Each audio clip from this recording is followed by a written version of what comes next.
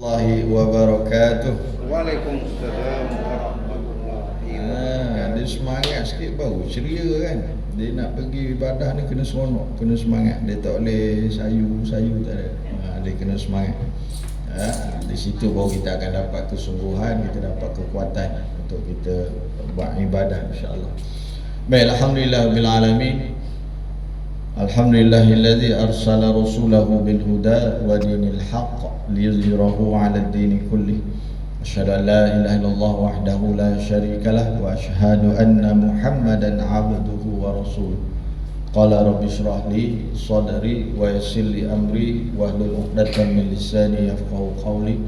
Subhanaka la 'ilma lana illa ma 'allamtana innaka antal alimul hakim. Wala hawla wala quwwata illa billahil aliyil azim.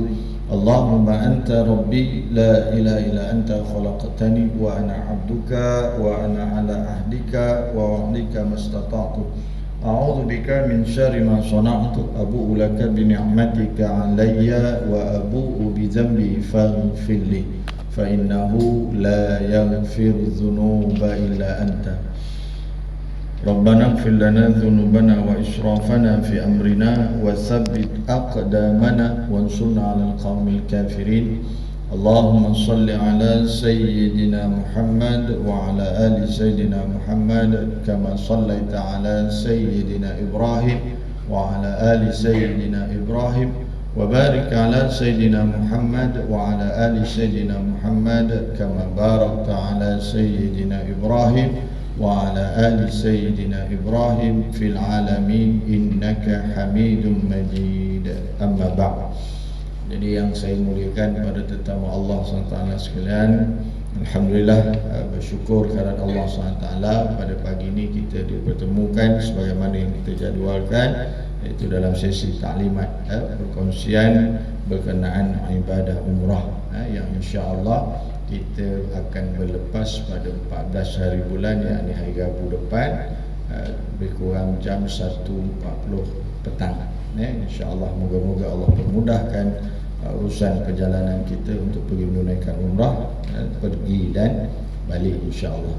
Baik, jadi marilah sama-sama kita mulakan dengan baca umum kitab Al-Fatihah. A'udzubillahi minasyaitonirrajim. Bismillahirrahmanirrahim. Alhamdulillahirabbil alamin arrahmanir rahim maliki yaumiddin iyyaka na'budu wa iyyaka nasta'in ihdinas siratal mustaqim siratal ladzina an'amta 'alaihim ghairil maghdubi 'alaihim waladdallin amin. Jadi pertama-tamanya saya mengucapkan syabas dan tahniah kepada tuan-tuan dan puan-puan sekalian. Alhamdulillah, kita dipilih oleh Allah Subhanahu wa taala untuk menjadi tetamunya. Alhamdulillah, kita panjatkan setinggi-tinggi kesyukuran kerana kita dipilih untuk berziarah kepada Rasulullah SAW. Kita menjadi tetamu baginda Nabi Muhammad SAW dan kita menjadi tetamu Allah Subhanahu wa taala.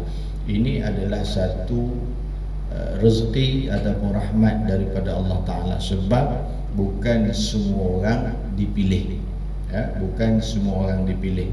Soal pergi menunaikan haji maupun umrah bukan soal duit ringgit, bukan soal sakit ataupun sihat, bukan soal lapang ataupun sempit masa dan sebagainya, tetapi sebenarnya ia betul-betul pilihan Allah Ta'ala.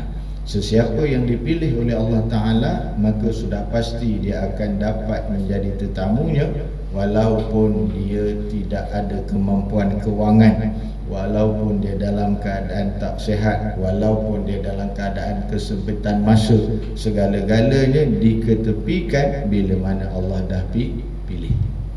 Sebab berapa ramai orang yang banyak duit, tak ada masalah kewangan, tetap tak pergi juga. Dia lebih suka pergi melancong kan, pergi mencari aurora, 7 negara Balkan, Switzerland, main salji dan sebagainya, tapi tak dijemput untuk menjadi tetamu Allah. Orang yang sihat tak semuanya juga pergi, kan, dia lebih suka ke tempat lain. Baik, ala kulli hal, alhamdulillah, syabas dan tahniah pasti ada kebaikan-kebaikan yang kita dah buat sehingga Allah menjemput kita menjadi tetamunya. Alhamdulillah. Baik, jadi yang pertama sekali sebelum saya masuk kepada perkongsian kita pada hari ini, kita kena betulkan niat dan matlamat kita untuk pergi menunaikan umrah. Itu pertamanya.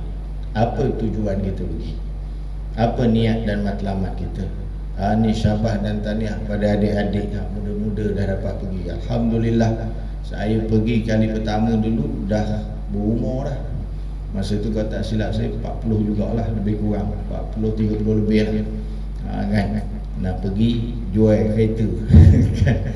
Itu pengalaman saya. Nak pergi jual kereta. Saya ada kereta lama sebiji dulu. Cetusannya bila mana mak mertua dan pak mertua pergi menunaikan haji. Tahun itu tahun pertama RTM ataupun TV3 tak silap saya, dia buat live daripada Mekah, salam Baitullah. Itu rentetan ni.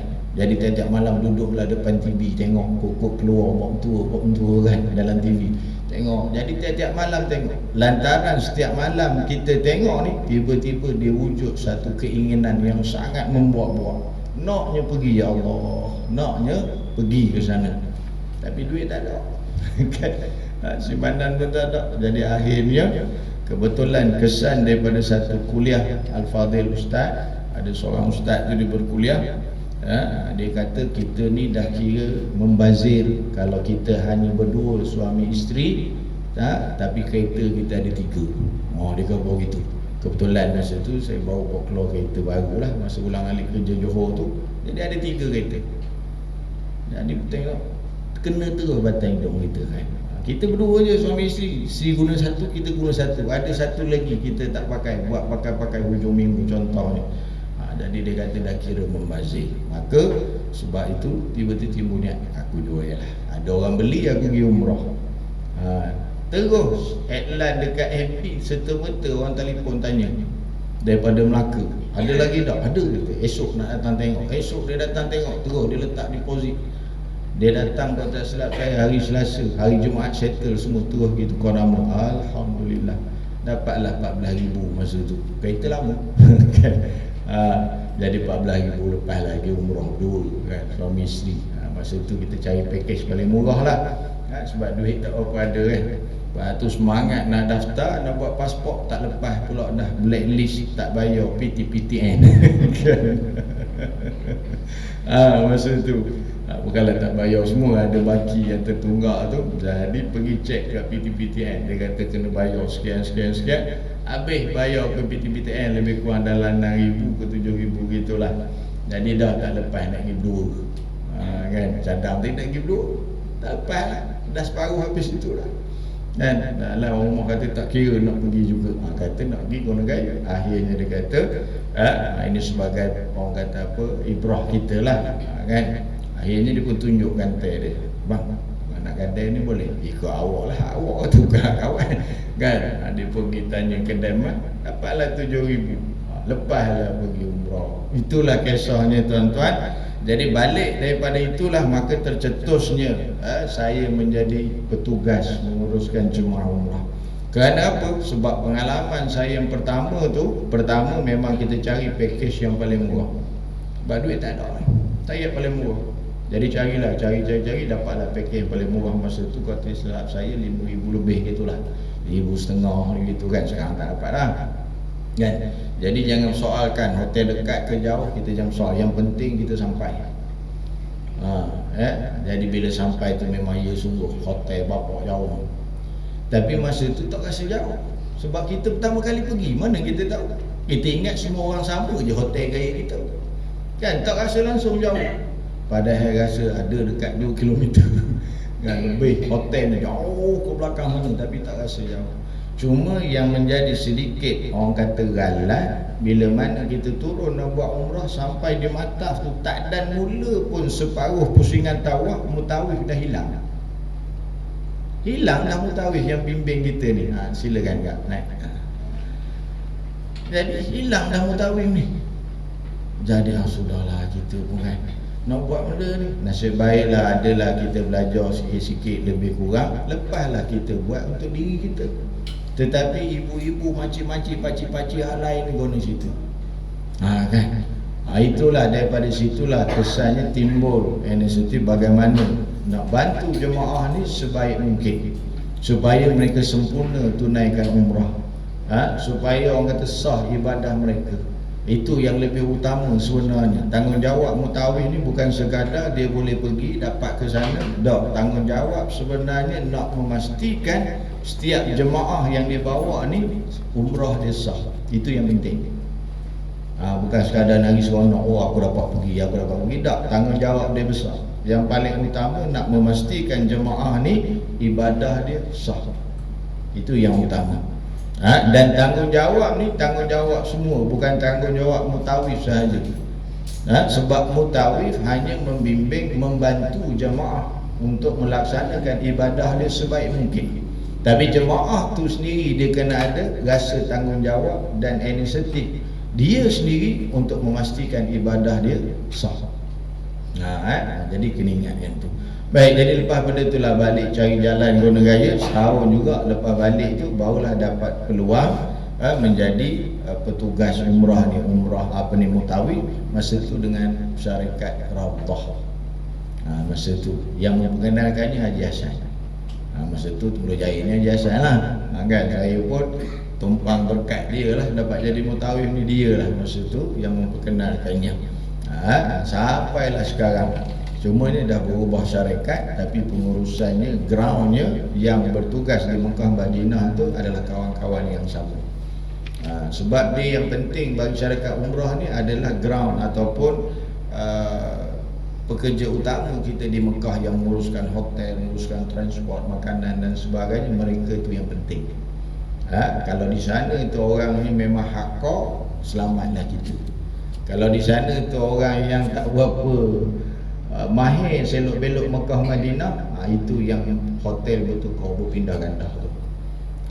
Sebab nak berurusan dengan orang Arab ni kena orang yang memang tough, orang yang dah mahir selok belok sana, memang dia menetap kat sana, dia dah tahu dah maknanya orang Arab tak boleh tipu dia, dia boleh tipu orang Arab. Dia gitu. Kalau tak memang kena tipu panjang. Sebab tu kalau kita nak pergi buat umrah DIY, kalau orang dah pandai bahasa Arab, dia dah ada pengalaman pergi, boleh. Tapi kalau pertama kali nak pergi, jangan. Kalau niat kita contohnya nak jimat bajet, silat air bulan 2 kali ganda kena. Banyak pengalaman gitu. Baik, selesai waktu tuan-tuan muslimin muslimat yang rahmati Allah Ta'ala. Kita tanya banyak berceloteh bahagian tu. Cuma itu sekadar pengalaman. Jadi syabas dan tahniah kerana dipilih menjadi tetamu Allah Subhanahu Wa Ta'ala. Baik, siapa yang pertama kali pergi? Angkat tangan. Pertama kali yang dah pergi, Abang Malik dengan kau. Ni dah pergi dah? Belum ni? Jadi majoriti pertama kali. Alhamdulillah. Baik, apa pun baik yang pertama kali atau kedua kali atau beberapa kali, kita kena pusatkan dalam hati kita, inilah yang pertama dan inilah yang terakhir. Kita kena set macam tu. Even saya sendiri, walaupun Alhamdulillah sekarang ni 3 ke 5 kali setahun, tetap saya niatkan, ya Allah, inilah kali pertama dan kali terakhir aku pergi. So kita akan buat sehabis baik. Jangan kita kabur, ni kau nak reki je kan, nanti kau pergilah balik tahun depan ke bila ke nak reki. Tak ada reki-reki je. Kalau umur kita panjang, kalau umur tak panjang, tak ada. Jadi kita anggaplah ini umrah yang pertama dan yang terakhir. Baik, niat dan matlamat kita tak lain dan tak bukan nak mencari keredaan Allah SWT. Nak Allah hapuskan dosa-dosa maksiat kita yang banyak ni. Itu niat dan matlamat. Bukan kita pergi nak berbangga-bangga, nanti nak cerita ke orang aku dah pergi gini, tak. Bukan niat untuk berbangga-bangga, tapi pertama sekali nak mencari keredaan Allah SWT, nak tunaikan kewajipan kita. Yang ini adalah kewajipan ke atas setiap yang mukallaf, yang mampu untuk menunaikan sekali umrah dan juga sekali haji sekurang-kurangnya seumur hidup. Jadi kalau dalam keadaan sekarang kita nak pergi haji tu payah. Kalau kita dah pergi umrah, katakanlah umur kita pendek, setidak-tidaknya dah tertunai tanggungjawab kita. Sebab tu hari ni ramai orang umrah, Haji dia tak boleh 60 tahun ke atas tak boleh. Ada penyakit kuncir manis, darah tinggi, tahap-tahap stage 1, 2, 3 tak boleh. Orang pergi. Jadi kalau kata kita meninggal pun alhamdulillah. At least rukun Islam kita tu adalah diraih oleh Allah Ta'ala umrah. Walaupun tak sempat pergi haji. Beza haji dan umrah hanya satu rukun, iaitulah wukuf di Arafah. Maka sebab tu kalau kita dah pergi umrah, kalau kata nantinya kita pergi jemput di haji, insya-Allah kita boleh buat yang terbaik. Begitu alhamdulillah. Seronok tengok Abang Zahar senyum je kan. Oh, alhamdulillah. Baik. Jadi kita teruskan. Jadi slide yang saya gunakan adalah slide tabung haji sendiri. Jadi kalau siri taklimat haji, kursus haji, tabung haji, umrah ni minggu yang keempat. Kalau kita tengok mula tu dia ada pengenalan dan sebagainya. Saya guna exactly slide daripada tabung haji lah. Baik, minggu yang keempat ni berkenaan dengan ibadah umrah. Inilah lafaz talbiyah, iaitu zikir yang paling afdal kita ucapkan bila mana kita dah berniat ihram. Yang ni memang saya wajibkan kepada setiap para jemaah hafal. Biasanya apa yang dah selalu kita dengar kan. Jadi baik, insya-Allah kita lafazkan sama-sama. Saya baca kemudian ikut ramai-ramai. Labbaik Allahumma labbaik. Labbaik Allahumma labbaik. Tengok Kaabah ada sini, tepi tu pun ada. Sambil kita lafaz talbiyah tengok. Labbaik la syarika lak labbaik. Labbaik la syarika lak labbaik. Innal hamda wan ni'mata laka wal mulk la syarika lak. Labbaik Allahumma labbaik. Labbaik Allahumma labbaik. Labbaik la syarika lak labbaik. Labbaik la syarika lak labbaik. Innal hamda wan ni'mata laka wal mulk la syarika lak.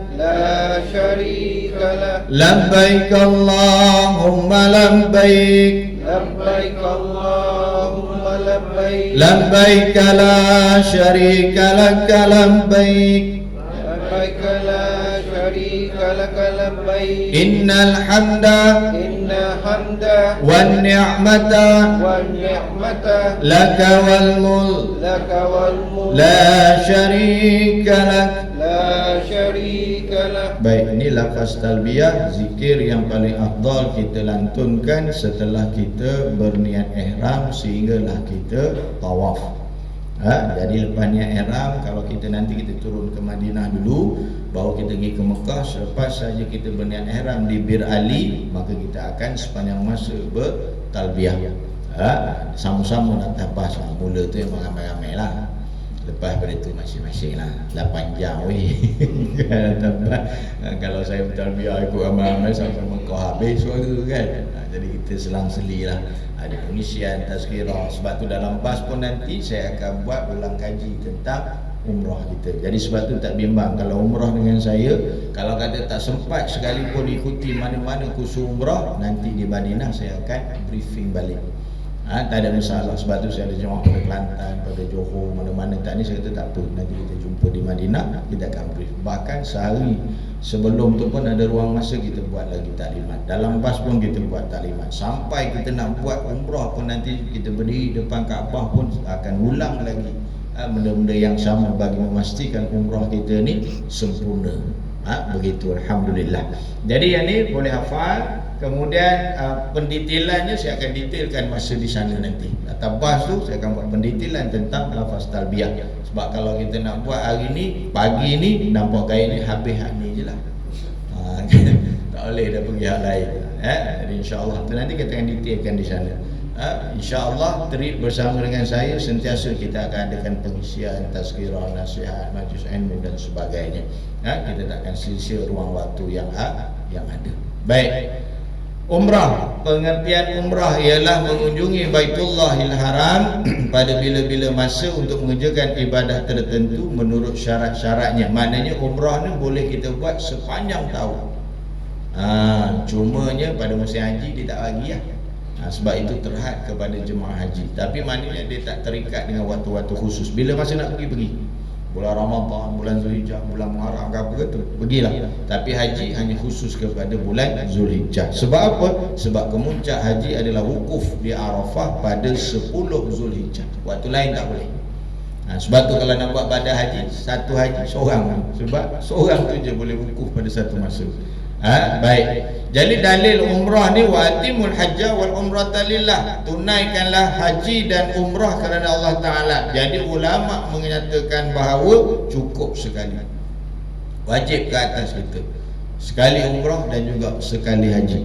Kalau tak sempat buat haji, dapat sekali umrah pun dah tertunai kewajipan ke atas diri peribadi kita. Sebab tu selalu saya galakkan siapa yang kata ada bajet. Kadang-kadang orang ni bajet dia ialah ngam-ngam. Ustaz, saya bukan tak nak pergi umrah Ustaz, tapi bajet ni memang untuk pergi haji je. Kalau saya guna nanti pergi haji takut tak lepas. Jadi saya kata nak pergi haji bila? Tak tahu lagi. Pergilah umrah dulu. Gunakan duit tu pergi umrah, insya-Allah. Takkan ada kerugian bila mana kita menjadi tetamu Allah, beribadah kepada Allah. Pengalaman saya kebanyakannya bila dia pergi umrah, masa tengah buat umrah, menangis dia, Ustaz. Alhamdulillah, sangat apa dapat telefon bagi tahu dapat panggilan haji tahun ni. Allah, berapa ramai jemaah saya begitu. Pak Wan AIM dulu, kalau siapa kenal, Amanah Ikhtiar, dia kata Ustaz kan tak nak pergi tapi duit ni bajet untuk pergi haji. Tak apa Pak Wan, pergi dulu. Memang rasa nak pergi. Elok tu buat umrah, dapat panggilan, isi telefon dapat haji. Allah Akbar, sujud syukur dia. Pejabat saya, kawan sekerja masa di Pekaiso, Puan Sarimah gitu juga nak pergi umrah. Dia lama tangguh tak pergi umrah, pergi. Dalam masa yang sama dapat pergi haji. Allahu Akbar, itu satu nikmat yang cukup besar. Jadi tak perlu kita bimbang, pergilah. Pengalaman saya sebab itu, bila mana ada orang yang berhajat nak pergi umrah, kenapa kita minta deposit? Selain daripada kita nak sahkan tempat kita itulah, nak booking tempat kan. Tapi sebenarnya deposit ini adalah kesungguhan niat kita untuk menunaikan ibadah umrah. Allah tengok niat kita. Bila kita dah letak deposit, mana kita sungguh nak pergi. Bila kita sungguh nak pergi, insya-Allah Allah akan permudahkan. Banyak pengalaman saya kata Ustaz, saya duit tak ada ni. Kan, tapi nak sangat pergi. Ada tak 1,000? 1,000 tu bolehlah nak ikhtiar cuba cari kan. 500 pun boleh sebenarnya. Tak ada masalah deposit ni, tak bagi deposit pun tak apa. Kan, cuma kita nak menunjukkan kesungguhan kita kepada Allah Ta'ala. Jadi Allah ni dia akan bagi kepada kita menurut kesungguhan kita. Jadi macam abang kita, Alhamdulillah, daripada payah bunga kan, payah rambutan datang. Alhamdulillah, Allah tengok kesungguhan kita. Hari-hari dah pergi di Marat, datang lagi hari ni. Alhamdulillah, Abang Muhammad kita dah 3 kali khusus dah rasa di Desa Muni, lepas tu di Marat, datang lagi hari ni. Mana Allah nilai kesungguhan kita tu, maka Allah akan berikan ganjaran dia setimpal dengan kesungguhan kita. Maka bila bagi deposit, Allah tengok, oh dia ni sungguh nak jadi tetamu aku, dia akan memudahkan. Dia akan permudahkan. Fadal, ni depan dia kosong. Ni kan, walaupun dia tak daftar lagi umrah, tapi dia datang khusus umrah, insya-Allah lepas ni Allah jemput lah. Allah nilai kesungguhan kita tu. Jadi khusus umrah ni bukan hanya untuk orang pergi je, dak siapa-siapa je terbuka datanglah, tapi setengah orang ni segan. Saya tak daftar lagi Ustaz, saya bukan nak pergi dengan Ustaz. Tak kisah dia siapa pun datang je dengar kan. Sebab tu jemaah saya pesan, ada khusus umrah kat mana-mana pergi lah. Dia percuma je. Melainkan kalau orang tu tak bagi, wallahualam lah. Awak pergi ke? Saya tak pergi, saya daftar ni saya kalah. Tak boleh, keluar lah kita kena berkena kan. Ada setengah gitu. Kan, dia tak bagi. Kita tak daftar dia tak bagi datang. Itu terpulang lah pada masing-masing. Jadi sebenarnya itu nak menunjukkan kesungguhan kita. Allah akan bagi ganjaran setimpal dengan kesungguhan kita. Sebab tu saya pesan, walaupun ni kali kedua, ketiga, keempat atau berapa kali pun, anggaplah ini yang pertama dan yang terakhir, kita buat sungguh-sungguh. Apatah lagi kita dah ada pengalaman dulu, mungkin kita rasa banyak kurang dia, banyak cacat dia, banyak apa ni, kita tampung buat yang sehabis baik. Sebab kita tak pasti selepas ni bila lagi kita dapat pergi, tak tahu. Kan?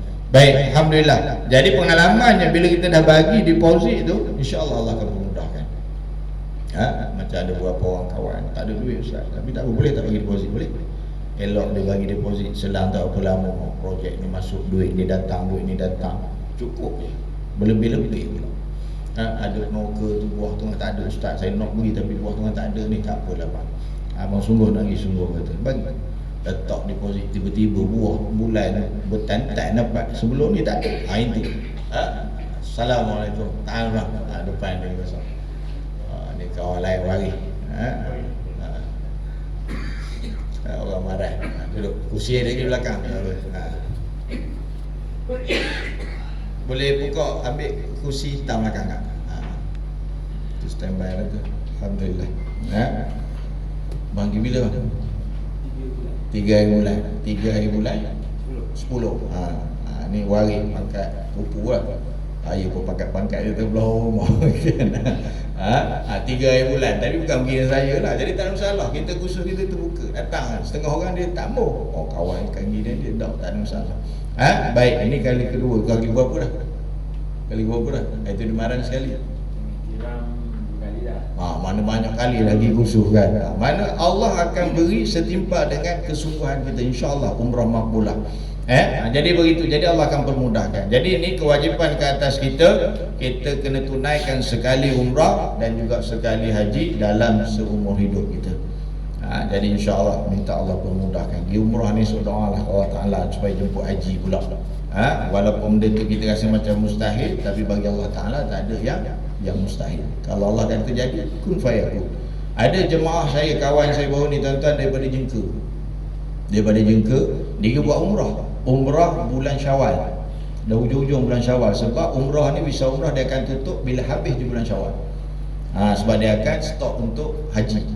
Bila dia habis hujung Syawal tu, dia pergi melalui Singapore Airlines. Kebetulan bila nak habis tu, ada mutawif dia yang daripada Singapore ni bagi tahu, tuan nak buat haji kan? Kebetulan kota haji Singapura kosong.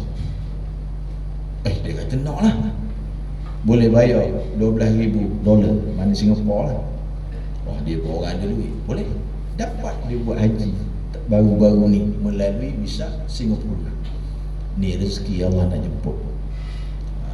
Ni. Lepas tu kalau kita kenal mak ngah, Bazar kenal kan, jalan kaki tu, dia cerita ke saya, dia mana ada duit nak pergi haji, tak pernah mimpi dia nak pergi haji, tetapi setiap tahun dia pergi kursus haji. Setiap tahun dia pergi kursus haji. Sampai kan kau tahu haji tu, makcik pergi penerbangan bila? Dia kata tak ada. Dia kata saya memang tak daftar pun kata. Habis ni saja datang. Akhirnya dia ditaja pergi menunaikan haji. Nampak bila Allah jemput. Allah nilai kesungguhan kita tu. Jadi setiap tahun lagi kursus haji, pergi dia tak daftar pun. Jadi Allah akan permudahkan. Jadi begitulah insya-Allah, mudah-mudahan kesungguhan kita hadir pada pagi ini dan apa-apa juga yang kita buat, Allah akan berikan ganjaran yang setimpal dengannya insya-Allah. Cumanya minta maaf, jemaah saya ni biasanya saya ni memang saya suka tak terlalu awal lah. Kadang-kadang Abang Zahar tahu sebab dia orang pertama kali kan, Ustaz buku mana, Ustaz bila buat kursus, Ustaz bila beg dapat kan. Faham tu, tak ada masalah. Tapi begitulah, saya biasa saya akan buat kursus hujung-hujung baru kita buat. Sebab buat awal-awal ni lupa kan. Kemudian sengaja begitu, kita nak tengok dari usaha kita ada tak ikhtiar kita, apa yang kita buat kan. Baik, Alhamdulillah. Jadi ni umrah. Jadi rukun umrah tak banyak tuan-tuan, sikit je, ada 5 sahaja rukun umrah. Rukun semayang 13. Rukun ni maksudnya kalau kita tak buat ataupun batal lah umrah itu. Jadi kelima-lima ni kita kena pastikan ianya sah menepati sebagaimana yang sepatutnya. Sebab tu ini tanggungjawab saya, tanggungjawab mutawif untuk memastikan 5 rukun ni terlaksana dengan sebaik mungkin. Sebab tu mutawif ni bukan sengaja sekadar jadi pengiring, tak. Kita nak pastikan betul umrah ni sah dengan mengikut hukumnya. Itu tanggungjawab saya lah. Sebab tu bila pergi dengan saya sendiri yang akan bawa, yang pimpin, saya sendiri akan bagi kursus, saya sendiri akan buat pengisian dan sebagainya. Itu tanggungjawab penuh ke atas diri saya. Walaupun sebenarnya syarikat ada dah tugas dah. Di Mekah kita ada petugas, di Madinah kita ada petugas, tapi saya ambil tanggungjawab penuh ke atas diri saya, sebab yang berdaftar dengan saya bukan orang lain, kan? Cuma jiran kita, kawan kita, ahli jemaah kita. Jadi kita nak buat yang sebaik mungkin begitu. Kalau nak mudah, serah je petugas saya, bawa lah, kita ngiring ikut je kan. Mudah kerja gitu. Tapi dah, ini tanggungjawab kita insya-Allah. Baik, jadi yang pertama niat ihram, tawaf umrah, sa'i, bercukur. Ini 4 perbuatan yang kita nak buat. Yang tertib tu tak ada masalah, dia ikut turutan sahaja. Niat kita akan ajar, tawaf yang kita mengelilingi Kaabah tu, sa'i kita ulang alik Safa Marwah, lepas tu gunting dan cukur, selesai satu umrah. Mudah tak? Kan? Boleh buat? Boleh? Habislah usul kita sama. Boleh balik. Kan? Jadi begitu. Jadi jangan kita nampak upayanya dah tak, kita ianya simple tapi jangan kita permudahkan. Dan dia tidaklah sesulit mana. Haji pun sebenarnya mudah, cuma yang jadi sulit tu pantang larang dia tu lama, tempoh ihram tu, sehingga nak tunggu kita wukuf, itu je. Jadi insya-Allah, sebab tu kita tenangkan hati kita, fikiran kita, jangan kita rasa keluh kesah, tak ada. Lepas tu kalau kata kita rasa ada kesalahan dulu, ini peluang untuk kita bertaubat pada Allah Ta'ala. Macam saya kongsi di Maran, di mana-mana ada orang dia takut lagi umrah, kan? Tak pergi-pergi, duit banyak tapi tak pergi-pergi. Ada sahabat saya tuan-tuan, begitulah, orang lain semua pergi. Masa saya kerja Preso tu, geng-geng Preso ni orang banyak duit. Saya kerja WSP, Kamtek ni semua orang banyak duit. Bank rakyat tu semua orang gaji besar-besar, kan? Sebab tu CEO tu terkejut, kenapa saya letak jawatan kan? Masa tu pula gaji tu orang naik masa tu kan. Semua boleh, tak apa, ada rezeki lain Allah janjikan. Jadi orang lain semua pergi umrah, dia tak pergi. Pelik, satu pejabat tu boleh kata majoriti semua kita pergi. Lalas sekali bawa dia datang, selotak kita, ustaz. Kali lah kita panggil ustaz nak main kali. Kawan kata nak pergi dia tu, tapi sebenarnya kau bimbang juga. Kau takut kan kau pergi tak nampak Kaabah lah, kau pergi jadi kita ngapa gila kawan ni, masa dulu malu lah, banyak kan dosa maksiat kau buat. Itu sebenarnya dia takut. Dia takut sampai di sana tu macam-macam kan, orang kongsi cerita macam-macam. Saya kata ginilah, yang jadi macam-macam tu, bila dah sampai ke sana pun kita masih sombong engkar dengan Allah Ta'ala. Kita masih lagi culah nak buat ibadah, kita masih lagi tak rasa berdosa dengan Allah Ta'ala. Kalau gitu jadi. Tapi kalau kita pergi ni niat betul-betul nak bertaubat dengan Allah Ta'ala, itu sebenarnya yang Allah akan lebih bagi kemudahan pada kita. Berbanding dengan kita hak rasa macam tak banyak dosa ni, kita pergi pun biasa-biasa kan. Tapi kalau orang yang penuh ahli maksiat, dia pergi betul-betul nak taubat, kadang dia dapat lebih banyak keistimewaan daripada kita yang biasa-biasa. Sebab apa? Sebab kita rasa kita tak berdosa, kita rasa kita baik, kan? Kawan kaki masjid, semayang jemaah tak pernah tinggal, sedekah banyak, ngaji banyak, bangun malam, qiyam mulai. Jadi dia pergi pun macam biasa-biasa, rasa tak rasa berapa bersalah. Jadi sebab tu kalau boleh kita pergi ni, tanamkan rasa dalam diri kita ni salah yang sangat besar. Kita banyak buat dosa dengan Allah Ta'ala, banyak kita salah guna. Hadirkan rasa salah yang setinggi-tingginya dalam diri kita bila kita nak berhadapan dengan Allah Ta'ala. Jangan kita rasa kita biasa-biasa. Kau pergi tak ada benda kan, kau semayang tak tinggal, kau ada adab. Kita kena tanam rasa berdosa yang banyak. Kata alim ulama, cari satu dosa maksiat yang pernah kita buat dulu-dulunya, zaman jahil kita, zaman muda, zaman bujang. Cari satu yang kita rasa dosa paling besar pernah kita buat, bawa tu dalam diri kita, anggap Allah tak pernah ampunkan dosa tu. Jadi kita mainkan benda tu dalam diri kita, mainkan ya Allah, baru dia akan wujud keinsafan yang sungguh-sungguh. Begitu hal keadaannya. Baik. Jadi ini kita akan bicarakan pada hari ini. Yang kedua, selain daripada rukun umrah, kita ada wajib umrah. Begitu juga haji, ada rukun haji, ada wajib haji. Rukun umrah kalau kita tinggal terus tak sah. Tapi wajib haji kalau kita tinggal, wajib umrah kalau kita tinggal, umrah masih sah, tapi kena bayar denda. Kena bayar dam. Itu kita panggil dam tu. Dam ketika umrah maksudnya denda. Tapi dam ketika kita di kedai kopi main dam. Dia beza maksud dia. Jadi ini, begitu juga haji, bermalam di Mina itu wajib haji. Melontar jamrah tu wajib haji, bukan rukun. Sebab tu kalau orang banyak duit, dia tak pergi melontar. Berapa kena bayar? Seekor unta dia bayar. Contohnya lah kan. Kenapa tak pergi malam di Mina? Itu wajib dia. Berapa dam dia? Seekor kambing dia bayar. Sebab itu dalam ibadah kita tak boleh mengukur dengan hukum fiqh semata-mata, tak boleh. Kena ada tasawuf dia. Kalau kita ukur ikut hukum fiqh, bayar je. Apa masalah? Sebab tu kalau orang banyak duit, tak ada, dia tak bagi dah, dia pergi ukur je. Lepas tu dia turun hal lain, dia bayar dah. Kita jangan begitu, kita tak nak. Kalau boleh, apa yang menjadi kecacatan pada ibadah kita jaga sebaik mungkin.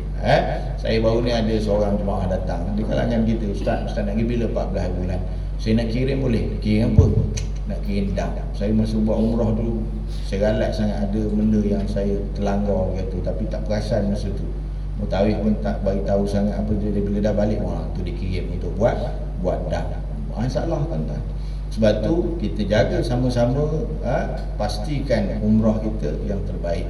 Kalau ada kita laku buat kesilapan, jangan simpan, jangan sembunyi, jangan malu nak khabar, bagi tahu. Sebab dalam pantang larang ni, orang yang tahu kita sendiri. Orang lain ni kalau kebetulan kita nampak, kalau kita tak nampak, kita tak tahu benda kesalahan kita buat. Jadi kita sendiri kena bagi tahu, jumpa saya Ustaz, saya semalam rasa saya ada ni. Okey, kita selesaikan dam kita di sana. Jangan kita balik dalam keadaan ada kecacatan ibadah yang kita dah buat. Baik, jadi pertama niat ihram di miqat. Miqat ni tempat yang telah ditetapkan untuk berniat. Sebab tu kita tak boleh lagi berniat kat Malaysia ni, tak boleh. Sampai kat tempat dia nanti. Kalau daripada Madinah kita akan miqat di Bir Ali. Kalau daripada Mekah kita akan keluar bermiqat di Tanaim, Hudaibiyah, Ja'ranah dan juga Qarnul Manazil. Itu tempat-tempat yang dikhususkan. Sebab itu kalau umrah dengan saya tak nak naik train, kereta api laju. Ramai jemaah nak naik, saya dengan saya minta maaf, saya takkan naik. Saya akan request syarikat nak offer pun saya tak nak naik kereta api laju. Sebab kita kerugian banyak perkara. Sebab apa yang lebih saya titik beratkan dalam ibadah umrah bersama saya adalah penghayatan. Sebab tu seboleh mungkin umrah dengan saya tak akan ambil hotel dekat. Minta maaf lah, bukan kata tak ada je nak sofa, nak Gufran, nak milenium, boleh je. Tapi saya tak nak, sebab kita nakkan penghayatan. Sebab pengalaman saya bila kita duduk hotel dekat ni, jemaah dia ambil mudah. Dia tunggu orang azan masjid tu, baru dia turun di masjid. Lepas tu kan balik, dia lepak kat bilik. Kan asal kan turun, sebab dekat. Orang azan pun sempat lagi masuk Masjidil Haram. Tapi kalau jauh, dia pergi tu malang kampung balik. Itu yang kita nak. Tapi kalau hak tua-tua uzur, tak dapat nak pilih lah. Contoh macam saya pergi bulan 10 ni, memang sepupu tu request hotel dekat sebab dia dapat mak dia yang dah uzur, akak dia yang sakit. Jadi terpaksa kita ambil dekat. Tapi dalam keadaan biasa, biarlah yang ada jarak sikit supaya ada penghayatan. Begitu juga naik kereta api laju, 4 jam je perjalanan, tak sampai daripada Madinah ke Mekah. Kalau naik bas 8 jam. Tapi bila naik train, kita takkan turun bermiqat di Bir Ali, atas kereta api je. Lepas tu train pula bukan khusus untuk orang buat umrah. Train itu ada public transport, kenderaan awam, orang ulang alik pergi kerja apa semua. Jadi kita dah campur dalam tu. Kita nak bagi tazkirah, nak talbiah, nak apa, jadi tak sesuai. Jadi penghayatan tak ada. Sebab tu saya takkan naik train. Bila saya dah naik sekali, saya tak nak. Begitu juga syarikat offer duduk di Millennium Tower. Saya pun pergi survey Millennium Tower, saya kata tak nak. Sebab nak turun Millennium Tower, nak pergi ke Masjidil Haram, kita lalu Starbucks, Dunkin Donut, macam-macam benda, restoran, kedai-kedai, apa semua kedai. Fokus kita akan hilang. Kita nak buat umrah ni, tengok tu, tengok ni, akan aku balik, aku singgah, aku balik. Dia dah kan. Sebab tu saya tak nak. Sebab tu kebanyakan hotel saya akan ambil jalan Hajiat. Itu saja. Bos saya, boy itu ada dalam grup, dia tahu dah. Saya tak akan ambil kawasan lain, saya akan ambil Hajiat je. By hook, by crook, saya kata tak dapat 5 bintang ke 2 bintang, 3 bintang, janji kawasan tu.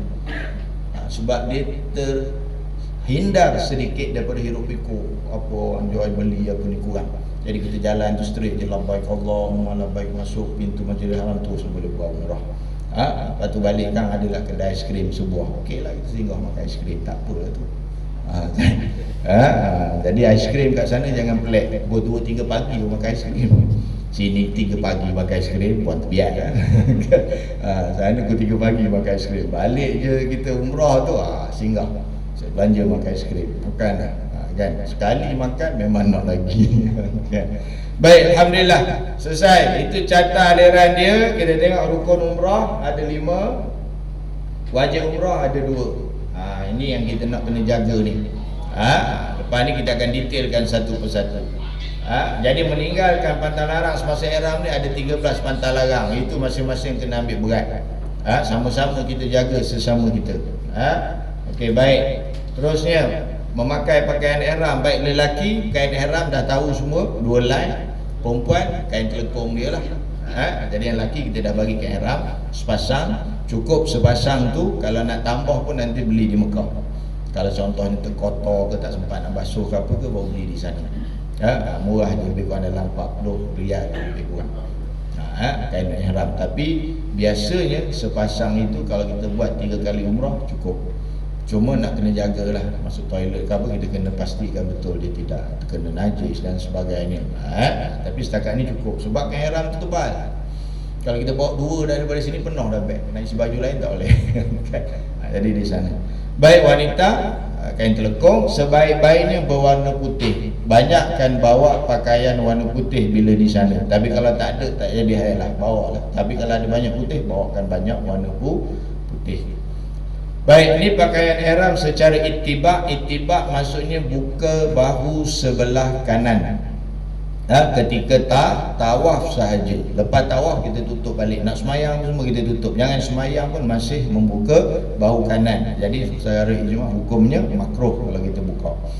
Kan? Jadi pakaian ihram ni nanti saya akan bagi tahu bagaimana kita nak ikat. Sebaik-baiknya bagi orang lelaki ikat daripada atas bahagian pusat. Jangan ikat bawah. Tapi hari ni saya tengok alhamdulillah Muslim Melaka kan tak ada masalah lah. Biasanya kalau buncit tu dia terpaksa ikat bawah perut kan. Jadi bawah pusat. Jadi bila diikat bawah pusat, aurat belah atas ni kena jaga. Maknanya kain kedua yang dia selempang kat badan tu, itu dia kena jaga. Sebab bila dia terbuka, aurat dia dah terbuka. Tapi kalau kita dah pakai ikat daripada atas pusat sampai bawah lutut, yang tutup bahagian badan ni kita dah tak ada masalah. Kita buka ke apa ke, aurat kita masih terjaga. Sebab nanti bila mana kita tawaf, syarat sah tawaf mesti dalam keadaan menutup aurat. Itu nanti kita akan sentuh. Ni pun banyak kadang-kadang orang tak ambil berat, terutamanya perempuan. Baik, ini pakaian secara biasa. Walaupun kebanyakan orang pakai kain ihram dia selempang je macam tu, tapi nanti saya akan ajar hasil daripada pengalaman saya sendiri. Saya dapat satu kaedah yang lebih emas untuk kita pakai ihram. Bila kita rokok dia takkan jatuh, bila kita sujud dia takkan jatuh. Kalau kita selempang je macam tu, kadang-kadang rokok dia jatuh, dah sibek balik. Sujud dia jatuh, sibek balik. Ihram ni pula besar, sibek sekali kepala orang sebelah. Kan dia masuk dalam ihram kita. Kan? Jadi bila saya pergi tu, kita dapat pengalaman kita lah. Ni kalau perasan, siapa yang pernah pergi masjid kat mana ni? Balik kat mana? Kubak kan? Abang Boran kat mana? Tak nak lagi? Oh sorry, tak nak lagi. Ini kalau perasan dekat Hudaibiyah. Betul tak? Kan itu pintu depan tu. Kat Hudaibiyah masuk tangga belah sana tu kedai. Belakang tu baru tempat perjanjian tu. Ini kalau tak salah telahan saya lah, ni kat Hudaibiyah. Gambar kat Hudaibiyah, miqat umrah yang kedua. Dan juga yang ketiga di Ji'rana. Ini gambar ni dekat Hudaibiyah. Belah sana tu ada kedai-kedai lah. Masjid dia kecil. Situ kita akan berniat. Baik, ni bagi orang perempuan. Walaupun kalau kat sana nanti jangan pelik tengok orang India telekung dia warna merah, orang ni telekung warna hijau, kuning, perak macam-macam tu. Kan sebab dia senang nak kenal jemaah dia, itu terpulanglah cara masing-masing. Tapi sebaik mungkin biarlah warna putih. Warna putih. Baik, niat mengerjakan umrah. Ini dia lafaz dia. Baik, ikut saya sama-sama. Nawaitul umrah wa ahramtu biha lillahi ta'ala. Sahaja aku mengerjakan umrah dan berihram dengannya kerana Allah Ta'ala. Baik, lafaz bahasa Arab hukumnya hanya sunat. Kalau kata let's say kita tak hafal pun nanti sana nak nawaitu pening kepala nawaitu tak payah lah. Terus baca bahasa Melayu saja aku menunaikan umrah dan berihram dengannya kerana Allah Ta'ala. Itu yang rukun. Niat dalam hati itu dalam bahasa Melayu. Bahasa Arab tu lafaz tu sunat saja. Baik, niat ni nanti saya akan ajar, saya akan bagi tahu. Kita apakah dah turun kat Bir Ali, kita dah solat sunat, ihram 2 rakaat, naik atas bas. Jangan niat dulu. Naik atas bas, nanti saya akan ingatkan lagi. Naik atas bas sama-sama, saya akan pastikan dulu kita dah tak ada buat pantang larang, tak pakai apa semua ni, baru kita niat sama-sama. Takut nanti turun ke masjid dah niat dulu punya lah, underwear lupa buka. Kan? Naik atas bas lah ustaz, tadi saya tukar kain tuala tak buka lagi kat dalam punya, ataupun kain batik, kain plekat. Jadi kita naik atas bas, kita pastikan dulu dah tak ada pakai underwear, dah tak ada pakai singlet, tak tutup muka, sarung tangan tak pakai, wangi-wangi itu semua dah tak ada, baru kita niat sama-sama. Kemudian saya akan ajar niat. Kalau yang mula-mula ni niat yang fardu lah. Kemudian nanti kalau bagi perempuan ada niat bersyarat.